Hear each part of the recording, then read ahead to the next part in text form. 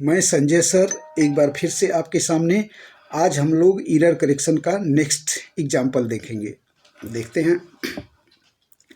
Read the given sentence from a recipe review article. Identify the error and supply the correction in the sentence. अब sentence देखते हैं। The soup recipe did not turn out as expected, it was lacking in flavour. देखिए sentence है। अब इसी में से हमको एरर जो है आइडेंटिफाई करके करेक्शन को सप्लाई करना है।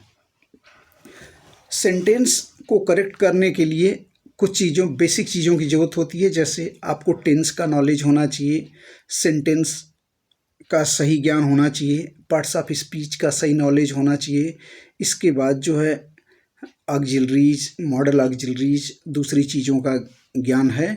तो आप इसको प्लस वर्ड पावर स्ट्रांग है और आप सेंटेंस को सही तरीके से समझ पा रहे हैं, तो ये मान के चलिए कि आप एरर करेक्शन के क्वेश्चन को बिल्कुल सही कर लेंगे। अब यहाँ पे देखते हैं। The soup recipe did not turn out as expected, it was lacking in the flavour. अब देखिए इस सेंटेंस में सबसे ज़्यादा ज़रूरत है इस सेंटेंस में पर्टिकुलर कि आपको टेंस का ज्ञान हो। अगर टेंस का ज्ञान है और आप इस सेंटेंस का मतलब नहीं निकाल पा रहे हैं तब भी सही कर लेंगे। आप देखिए सबसे पहले सब्जेक्ट देख लीजिए, द सूप रेसिपी। फिर क्या है, यहाँ पे डिड नॉट लिखा हुआ है। डिड नॉट मतलब पास्ट इंडिफिनिट का निगेटिव। अब पास्ट इंडिफिनिट का निगेटिव मतलब मैं आपको उसका स्ट्रक्चर एक एक करके लिखाया हूँ। देख लीजिए, subject plus did plus not plus MV1 plus extension plus full stop. ये निगेटिव के लिए स्ट्रक्चर लिखा हूँ। तो देखिए सब्जेक्ट हो गया plus did not. Did not मतलब के बाद MV1 होना चाहिए। तो यहाँ पे लिखा है टर्न्ड, MV2 है, जबकि हमें होना चाहिए क्या, MV1 होना चाहिए। Subject plus did not plus MV1 plus extension plus full stop.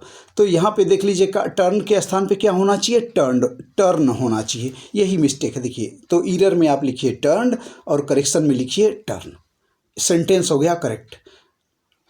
अब इसके जो भी वर्ड मीनिंग है, हार्ड वर्ड तो कुछ नहीं है लेकिन फिर भी हम लोग हिंदी भाषी बच्चों के लिए फ़ायदेमंद रहेगा। देख लीजिए, रेसिपी। रेसिपी मीन्स विधि, नुस्खा, पाक विधि, उपाय, साधन, प्रयोग, तालिका। ये वर्ड मीनिंग विभिन्न विभिन्न जगहों पे यूज होती हैं। आप यूज उसके जहाँ इसका उचित यूज होगा उसके आधार पे आप वर्ड मीनिंग यूज कर लेंगे। Prescription, law, method, ceremony, device, recipiency, remedy, step, means, expedient, instrument, resources, tool, modality, mode, formula, script. ये सब जो है समानार्थक शब्द हैं जो रेसिपी के। अब हम लोग देखते हैं सूप। सूप को देख लेते हैं। सूप मीन्स जूस, झोल, शोरबा, ताकत बढ़ाना। जी हाँ, बिल्कुल ताकत बढ़ाना। दाल, सजीव करना, शक्ति ज़्यादा करना यानी शक्तिवर्धक, शक्ति बढ़ाना। इसका समानार्थक देख लीजिए इंग्लिश में, ब्रोथ, बिस्क, जूस, बॉयलन, पॉटेज, डेकोशन, इनलीवेन, रीनीमेट, विविफाई और विटालाइज। अब देखते हैं फ्लेवर।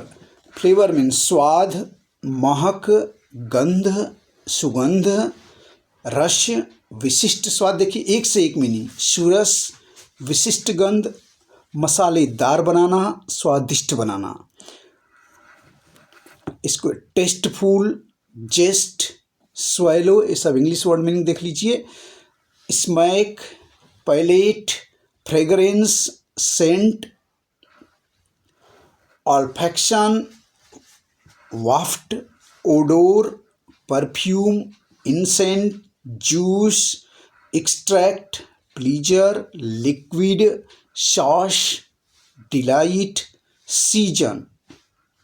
उसी तरह से अब लैकिंग का देख लीजिए। लैकिंग मीन्स अभाव से, कमी से, कम, निस्तेज, निरुत्साह।